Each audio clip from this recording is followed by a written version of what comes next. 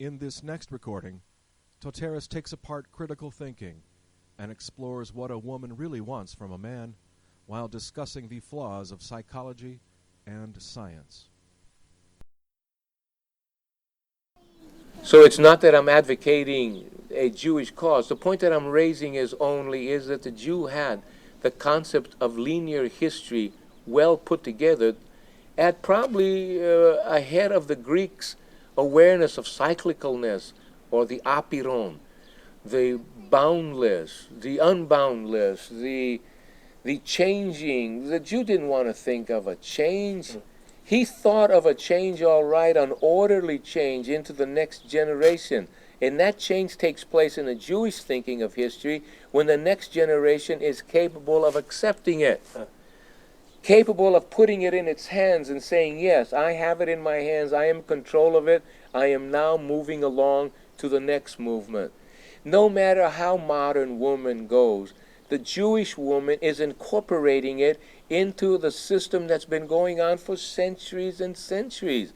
So what they do is they incorporate today's problem into their basic fabric and solve it in that manner. What the non-Jew or the non-Greek, matter of fact, the black is incorporating into his history till now. The black is Afro-American, the hyphenated American. Yeah, right. You know what I mean? He's had something in front of him: Greek-American, Afro-American, Jewish-American. And now the African has gone back into his history, and that work, roots. Oh, Haley's work, sure. Yes, Haley's work. For a lifetime, that man struggled to write something. And he spent his life in the Coast Guard, writing, and all of a sudden it dawned on him. He wrote so much that he wrote all the bullshit out of himself. And all of a sudden he asked the question of himself, who am I? Where am I at? How did I get here? And he started writing this docudrama. He went there looking for his family. Any black family there could have been his family. You know what I mean? He was a person who was no more African anymore. He was with the white man so long that he became really a white man. He wrote that history like a white man would write history. He didn't put that history down the way the African puts history down. The African puts history down differently than the white man puts down. This man wanted to show Afro history through white man's historical methodologies. Why I raise this is because this is easy to understand when I say that, isn't it? Sure. It's easy to understand. Sure. But what I want to raise is when women try to argue man's position, they use man's arguments. They're using the arguments that men have developed to argue amongst each other. And they've taken the methodology, the styles of these arguments, and placed it like women who have studied critical thinking. No matter what you say, they examine it from the point of view of critical thinking. Women didn't invent critical thinking. Man invented critical thinking. Aristotle invented critical thinking. His teacher suggested that the realm of critical thinking should be investigated, but could only be investigated by reason. Man's thinking could be investigated, Plato said. Wow. But it would have to be investigated critically. So the first critical thinkers was what? The Socratics, right? Right. And the Peripatics now became even more so because they developed the tools to do it with. Aristotle developed the tools in order to follow his master's suggestion that it could be possible to investigate that. As we know, the Platonic description of the idea, the Platonic school developed that there was a thing called idea, coming from idon, which means the kind. Idon, the kind. So when you say idea, you say the something. When you say I have an idea, you've already particularized it. You've already brought it to a certain point, and that thing says, I have an idea. The idea is about something. It's not about nothing. It's about something. Why is it about something? Because in order to have an idea, it has to have certain elements in it, doesn't it? Right. It has to have the elements of a shape. It has to have the elements of a look, a morphe, a shape, a schema. It has to have something more to it. It has to have idon, the kind. It has to have something more yet. What more yet does it need? It needs its location, doesn't it? It needs its location. And its location would be what? Its topology. Its topologia, right? Its placement, where the place is at.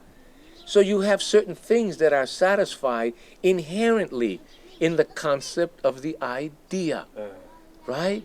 So now a woman has an idea about what a man should be.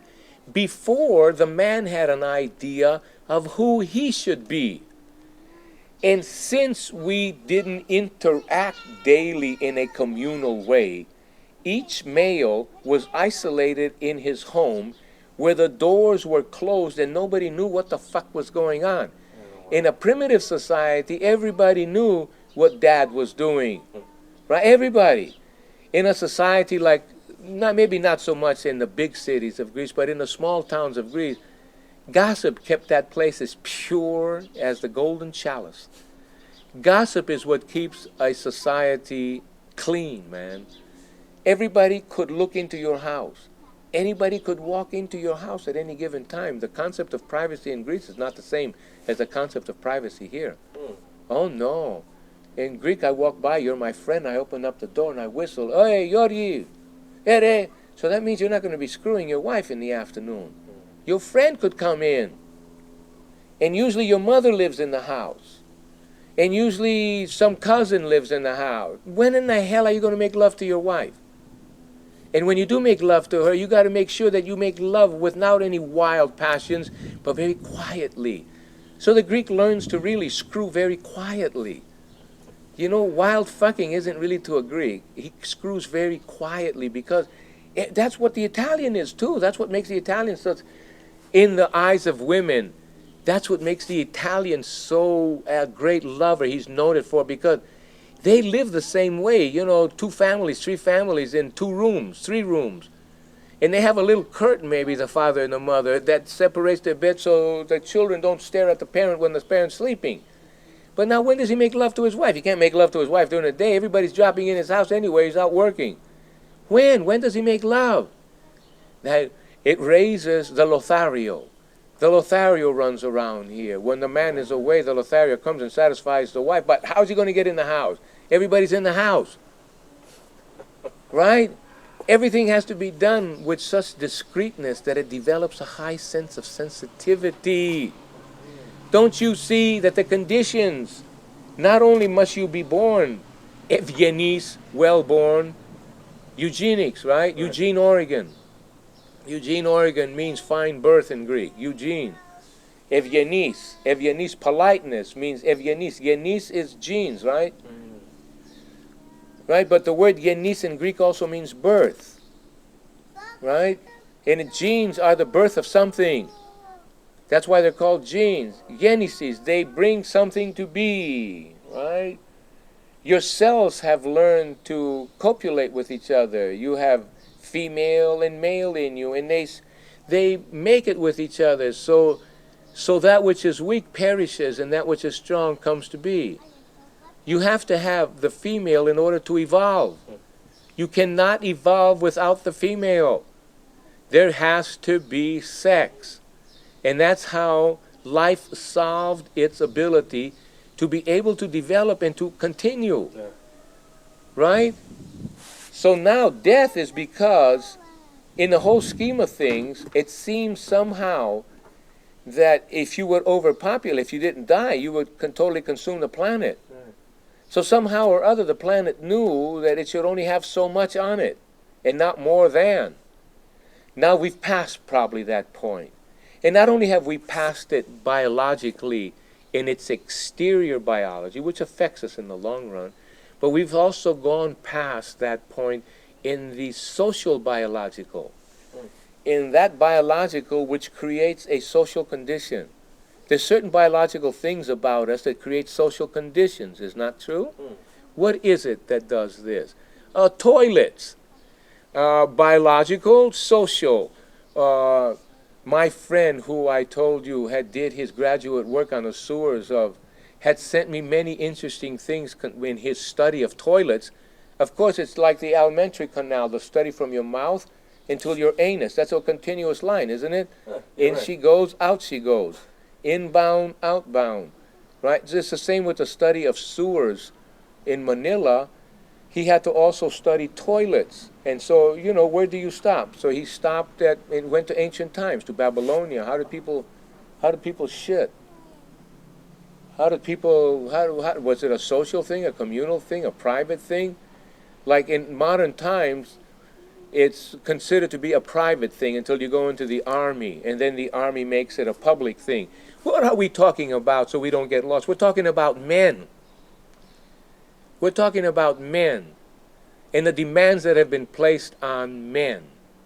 The demands that have been placed by women on men. We would like to examine the fact of whether the women are very realistic in what they're asking, because what they're asking is framed in the language that men invented and used to their betterment throughout the aeons of history.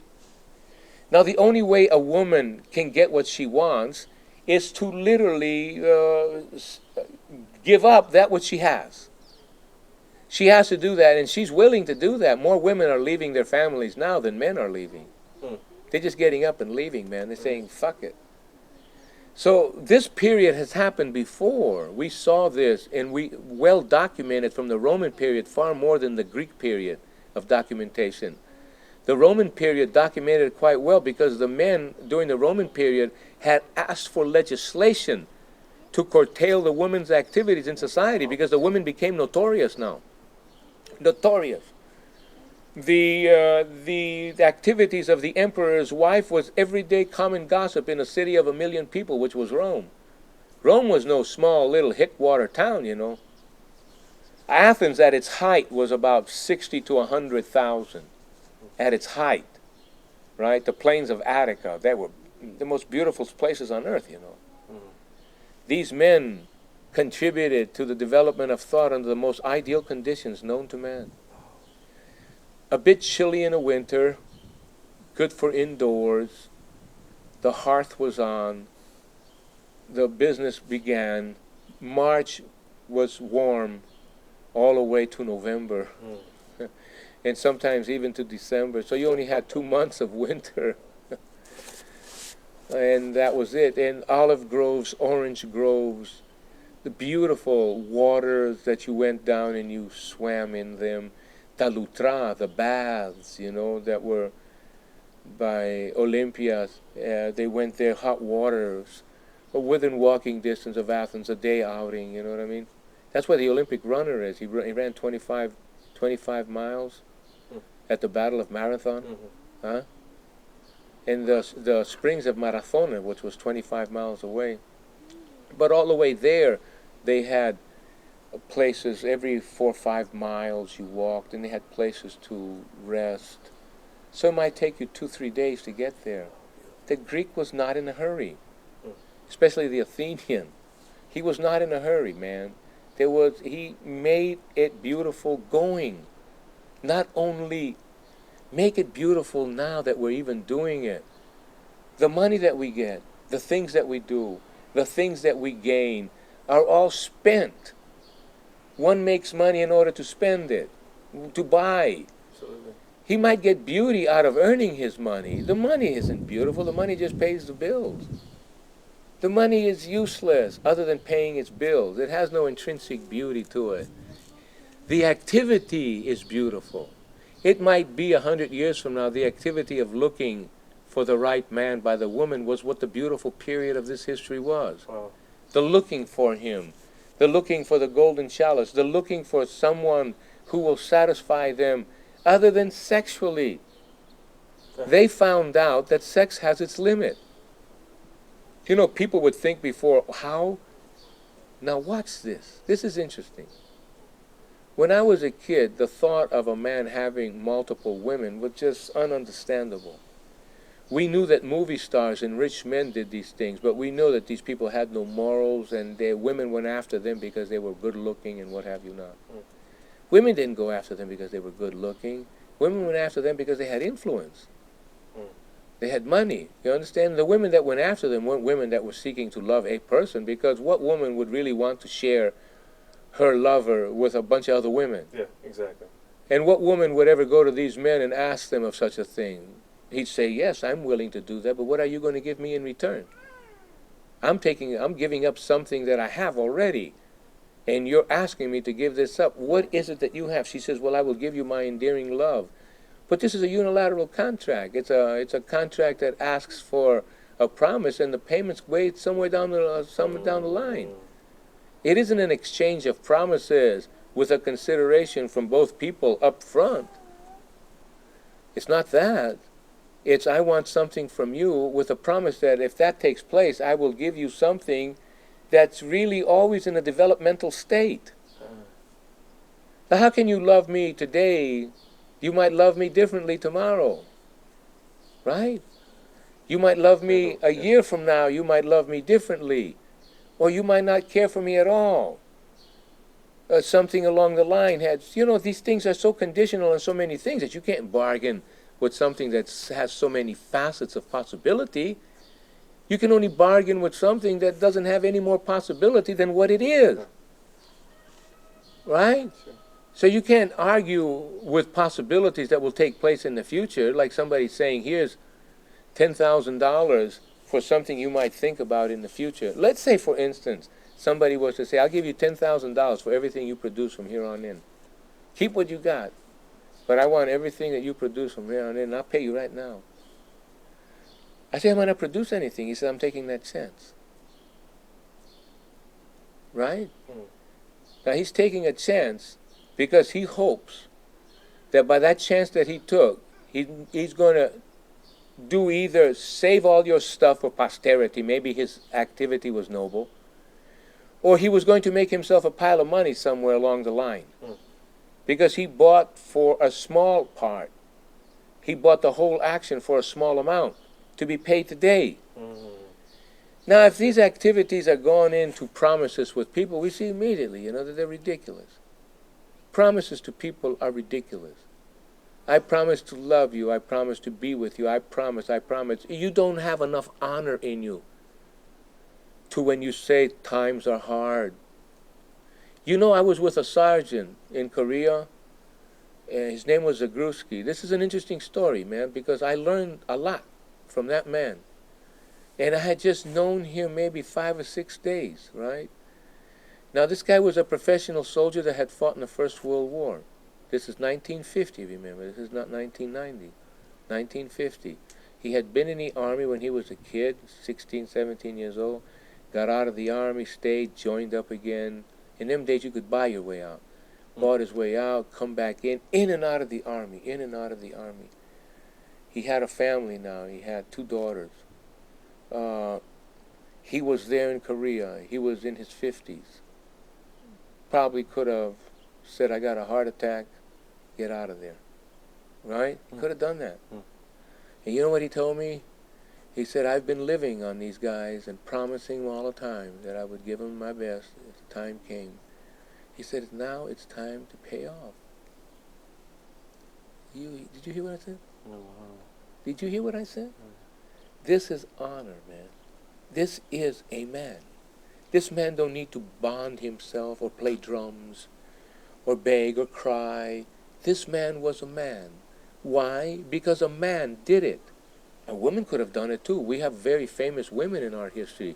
Babulina was one of the famous figures, a woman who fought in our revolution against the Turks.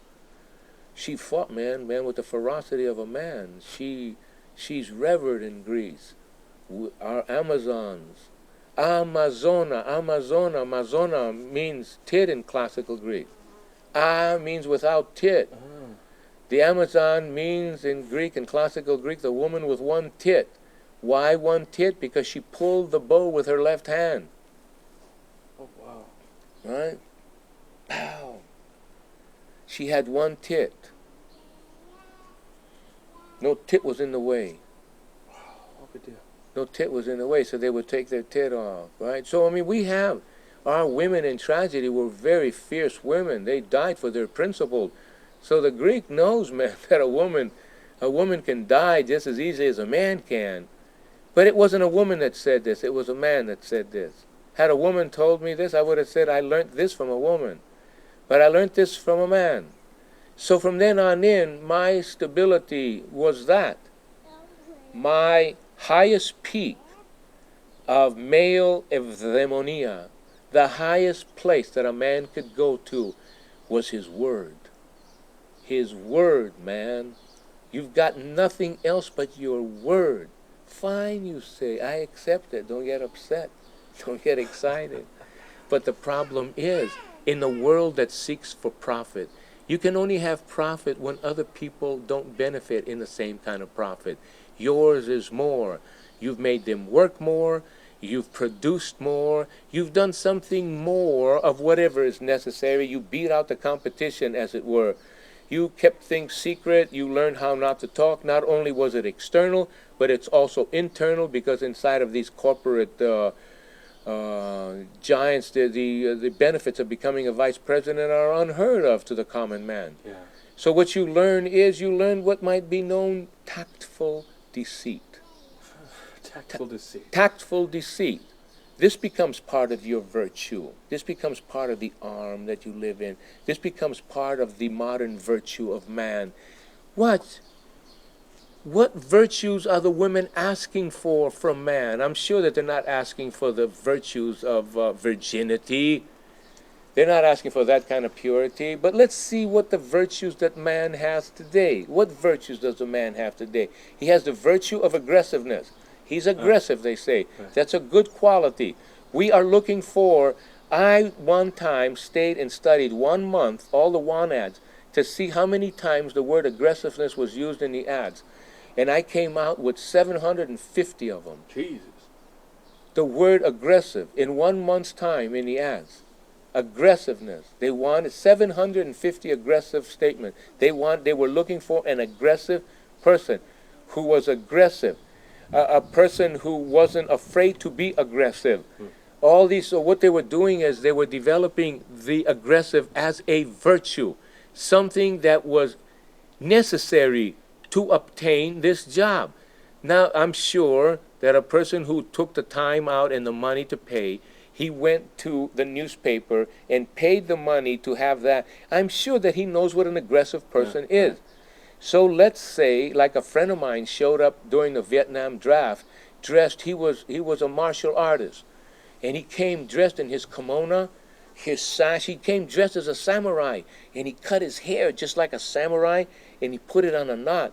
And he came, man, with his sword in it, yeah. And on the other side, man, he had his seppuku knife, the straight knife.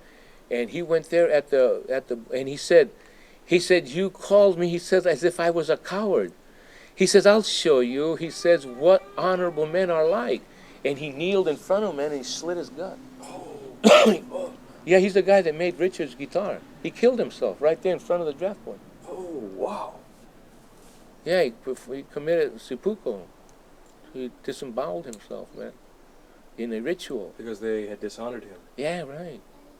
He was dishonored, man. He was called to fight collectively for something he wasn't even part of, man. He showed him that he had more guts than they were asking for. Yeah, right. You know, not to be funny, but I mean, he literally laid his guts out to them, in front of them. So you see, the virtue of aggressiveness, that's aggressiveness to its nth degree, isn't it? Yeah, right. You can't say that that's not aggressiveness, but what kind of aggressiveness are we asking for? The aggressiveness necessary to be a salesperson. To get the sale. Yeah, right. A salesmanship. They need an aggressive character to sell. Now, in order to sell something, you have to be able to convince. The purpose of your meeting them is to better their lives in some way or other. Either to better their pocket, their bank book, their health, their mind, their whatever. So salesmanship seems to be the natural brother, the natural virtue that would follow from aggressiveness, wouldn't it? Leadership. Right. Leadership. Sure.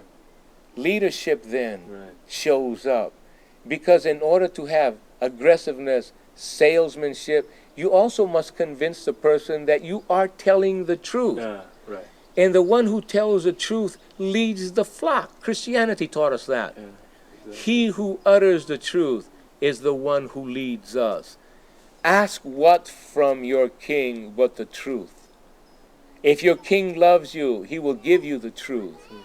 Your king always follows the truth. Am I dreaming this up? The divine rights of kings said that God made them kings. That's why they had the rights to be kings. So they had all the attributes that God would have given the perfect man that Plato said could only come through reason.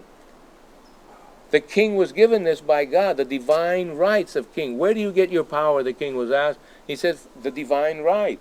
Didn't they execute one of the English kings because he kept insisting? We have the Stuarts, James I, Charles I, and Charles II. The Stuarts keep insisting that they had the divine right to rule until the English Parliament showed them that they didn't have the divine right to rule. You had the Rump Parliament. You have William. Jesus, my mind, but Cromwell. Oh, Cromwell. Yes, Cromwell came through. The Cromwell period. Cromwell came. He went to Drogheda in Ireland and taught them a lesson too. He wasn't fooling around. He went after the Catholics.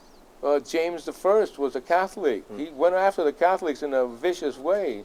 This is what, in Ireland, when they want to talk about stories, horror stories, they talk about Drogheda and Cromwell. Cromwell's men. They came in there and they tortured, raped, and pillaged, these Protestants.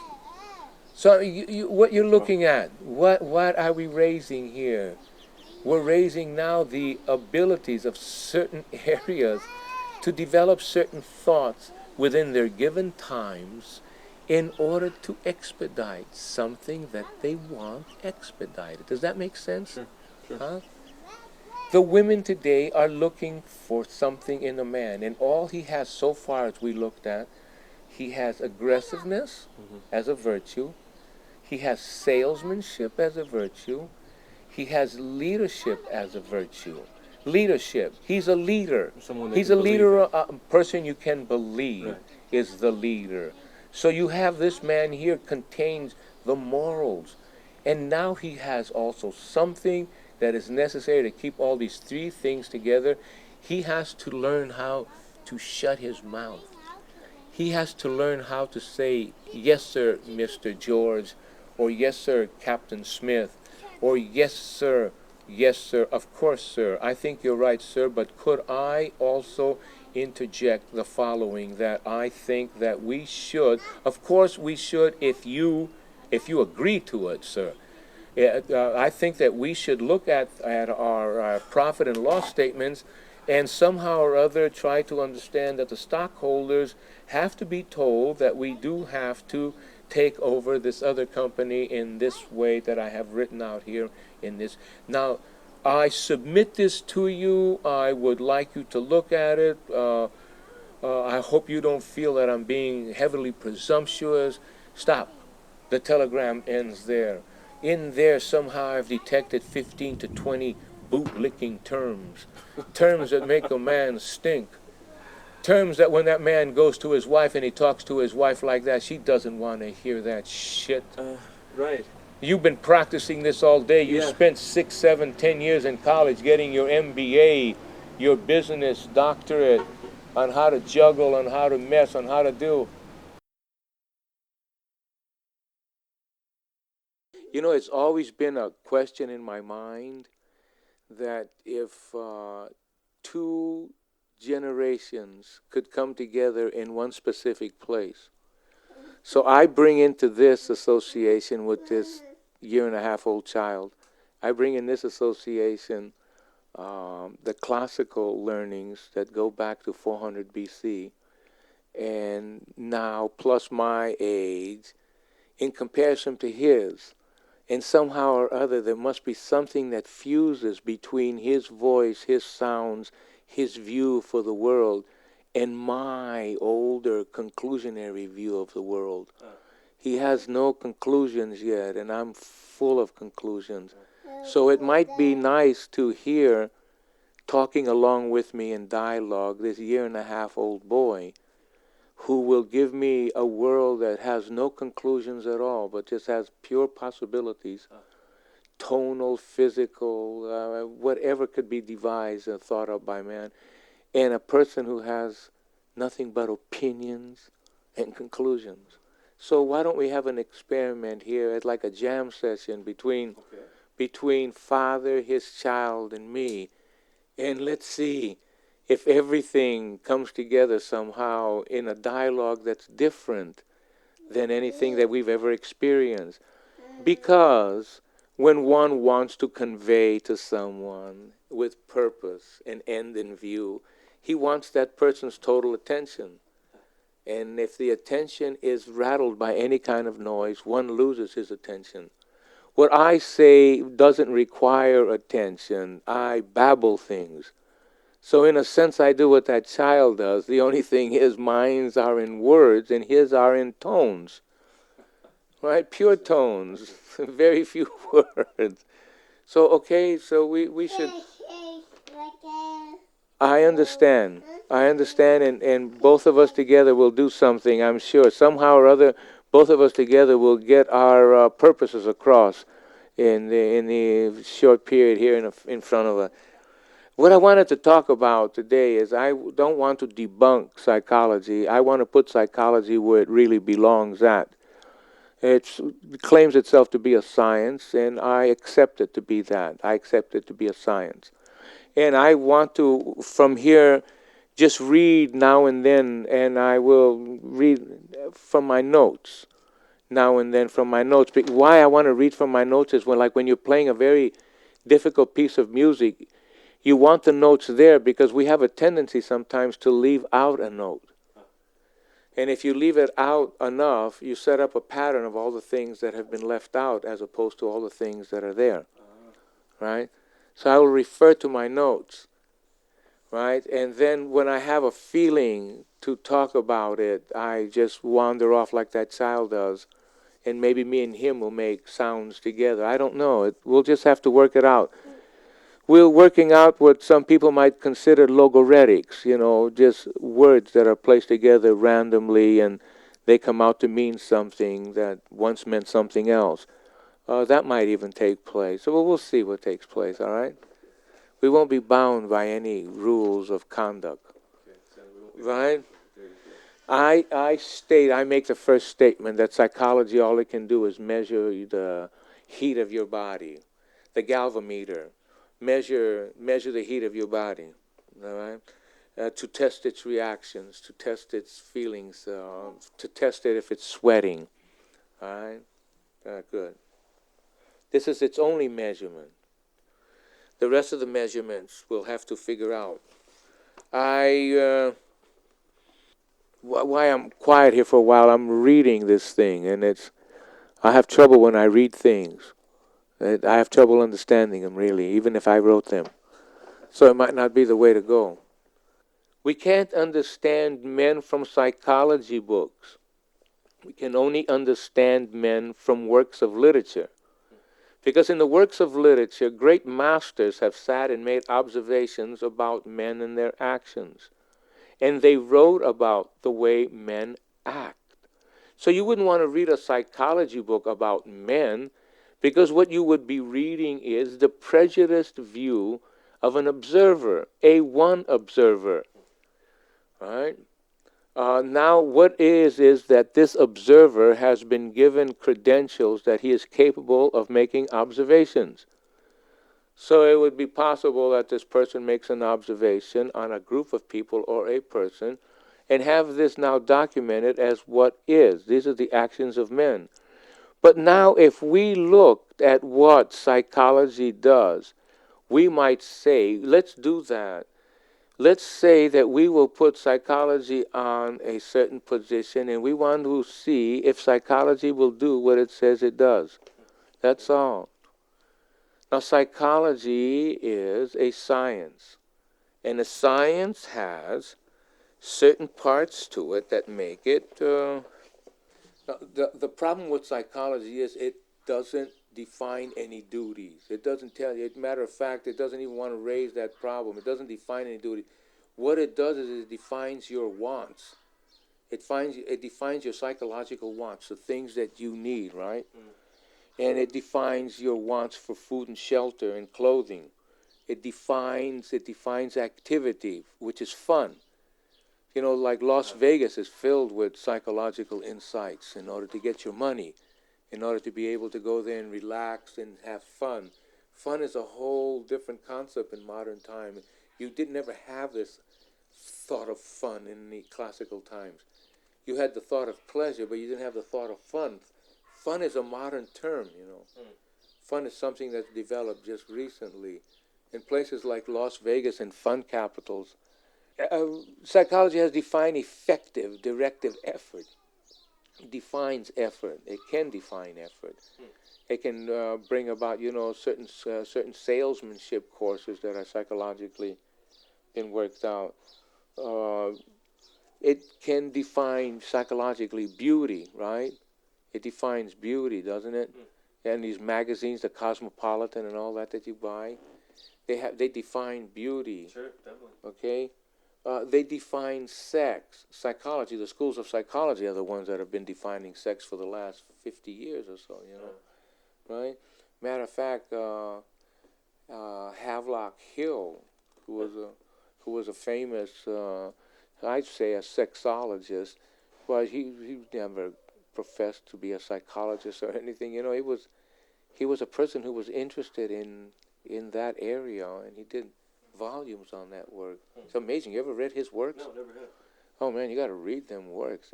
Volumes and volumes of work that have to do with sex. He even collected letters from all over the world from people on stories, anecdotes. The pages and pages written on maids masturbating young boys, the boys that they were in charge of. That most boys, the father expected the maid, the nanny, to masturbate and to play with that boy, to teach him all about sex along with everything else. It was almost expected, quietly. It was expected of her. Security, man. It defines security, a lot of security. And it defines the want of prestige. I mean, that's a very necessary want in modern times, right? But modern man has done away with the need for knowledge and certainty. He's done away with that. He's allocated it to other people. Like he's allocated knowledge to the accountant, to the lawyer, to the doctor, to everybody. Everybody possesses their license. And their license says that this man is knowledgeable. His ethics don't say, I am knowledgeable. His license says that I am knowledgeable. He's passed the state bar. He's passed the state medical exam. He's done all these things. Now he's a respectable person who has prestige, who has the various elements that are necessary, and who's also has been allocated that percentage of man's knowledge and certainty in it, right? And psychology has achieved certain things also, like it's achieved the treatment of soldiers in war shock, and it has developed aptitude testing. It's developed methods of job analysis. It's developed the total psychology of advertisement, right? I mean, there's a certain psychology to advertisement that's just, you know, profound, because they keep taking tests of people. They keep testing, do they like red or do they like orange? Under what conditions do they like it? They keep measuring the responses all the time and putting them down. Till pretty soon they're starting to find out that 8 people out of 10 prefer to have orange light inside of a bar, that it makes them thirsty. So, you know, matter of fact, the orange takes away, if you want to look young, just put orange light in a room, you know, and it takes away, it does, it takes away the shadows of the wrinkled face, and all of a sudden, since you don't see the shadows of the wrinkled face, you don't see the wrinkles, and you see a young face, and then you go outside, and it's an old hag, you know, it's an old hag that you've been with. So, I mean, psychology knows these things, and it's spent much time developing the methods in order to collect that kind of information. Okay, process. Look, this is another experiment I want to use now. Okay, so we should have shutters on this. So this is third take, right? The machine does that. Does it? Okay. So what it really has to be is, I think if I tried my best to explain something to someone, I think the transmission would happen in another way, right? It would become in a teaching, experiencing way, as opposed to some entertainment, right? Like good conversation is extremely entertaining. Good thoughts are entertaining. There's a lot of things that entertain, and it doesn't mean to occupy one's time and the other one doesn't use his mind at all, his imagination. It's not totally passive. I mean, this kind of entertainment is the kind of entertainment that one enjoys with. It's a process of conversation that one enjoys with.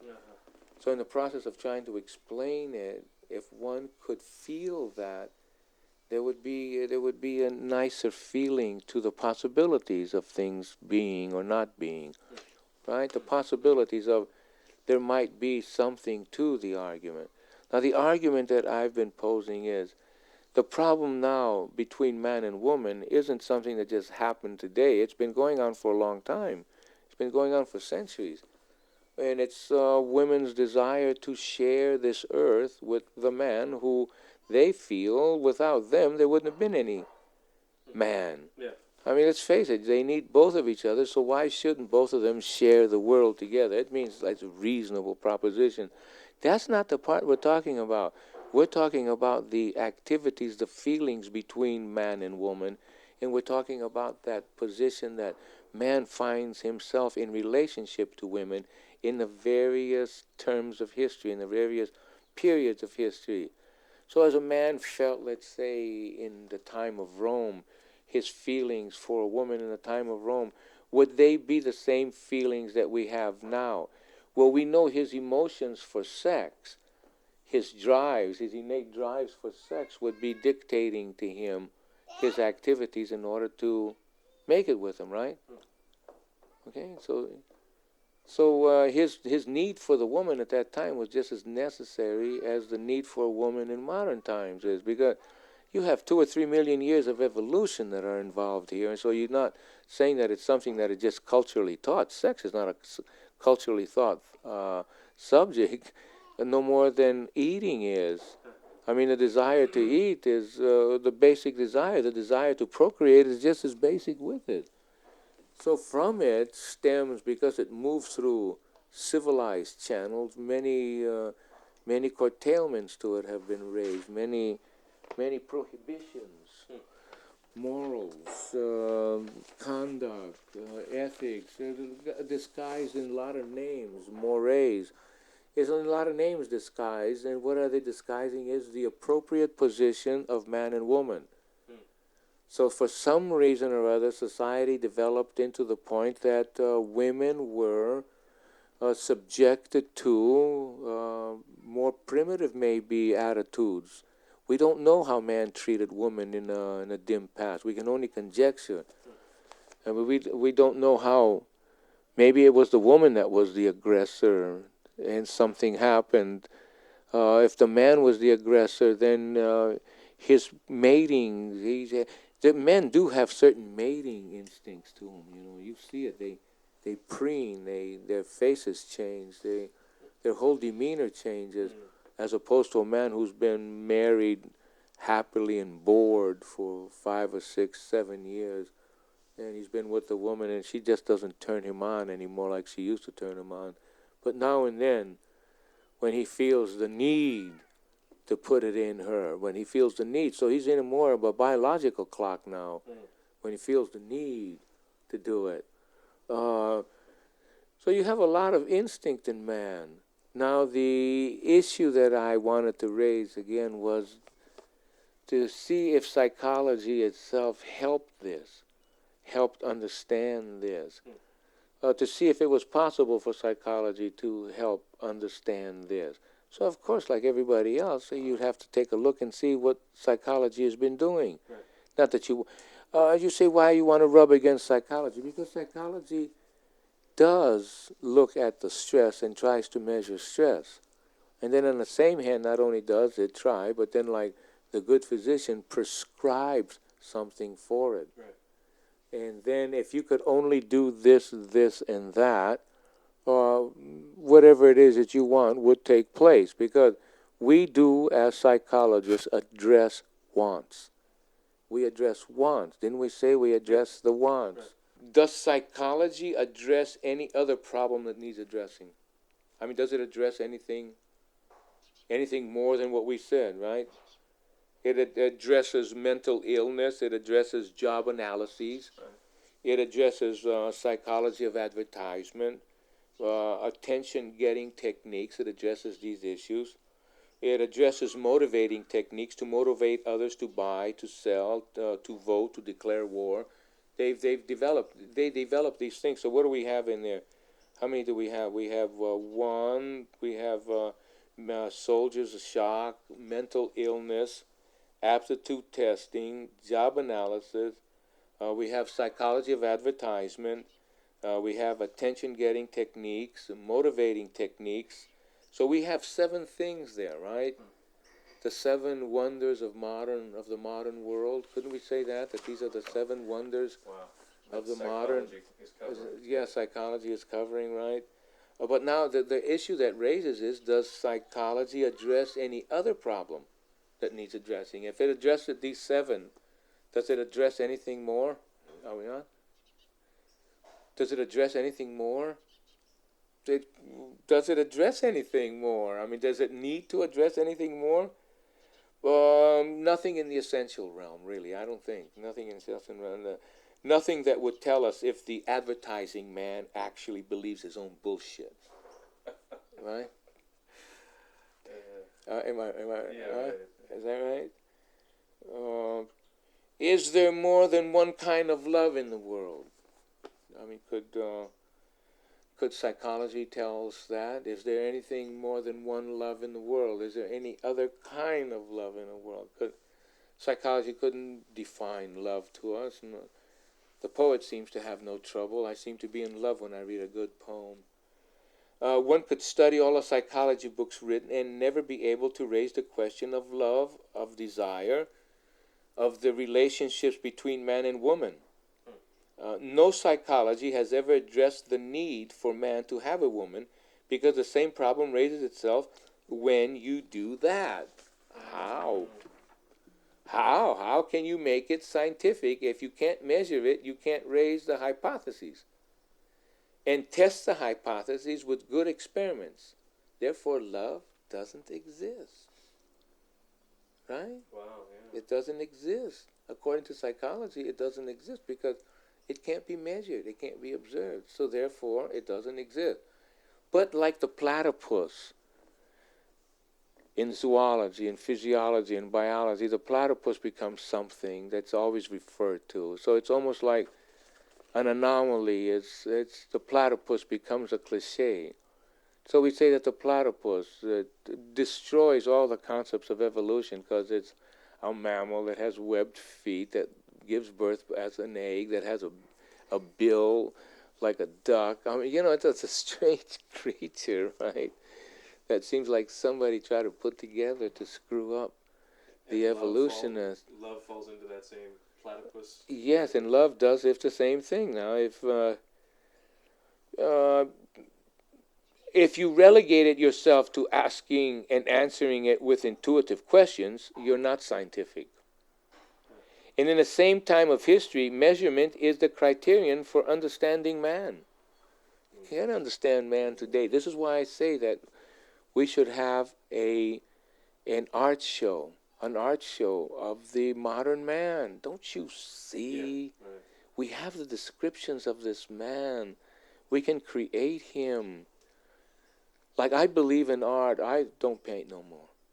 I don't believe in that kind of art no more. You set aside your brushes? Yeah, I don't do that no more. Because I found it to be useless. I found it to be pretentious. I found it to be that I distill reality and I bring it forward for one to see. Well, that's not true. I want to put exactly what is together. And this is what I have attempted to do here. What is I put together. What is what I get out of the advertising paper, what I get out of, I don't get my information out of these fucking books. They drive you crazy. I get them out of observations, out of everyday observations, man. By looking at the world. By looking at what the fuck's going on around me, right? And all of this here, you can see it's all around us. I hear it on the radio. I see it in the papers. I hear it. I talk it. But it goes to different areas. See, there's other areas that I don't know how to really put into this argument. And one is the areas of our great belief in authority. See, our great belief in authority. And one of the great beliefs of our time is authority. It is, really, because as long as you can say an authoritative person, so how do I get this information? I go to the bookstores where once I used to spend days, man. I'd go to the old bookstores and I could literally spend days in there just browsing through books, opening them up, looking at a few pages, their outlines, and putting them back. Now you go there and all you find is books that have been written by these authorities. And how do I know he's an authority? Because next to him he has a PhD. Yeah, right. And the MD and FMCC. And all of a sudden you say, hey, man, if that guy ain't got that PhD on it, I don't want to look at his shit. You know what I mean? So you come to find out that these great masters that had such great insights didn't have anything. So, I mean, authority, right? But authority does not look at the needs of anyone, but its own, which might be its lofty position in the realm of keeping authority where it belongs, in its hands. Right? Do you follow what I'm saying? I understand.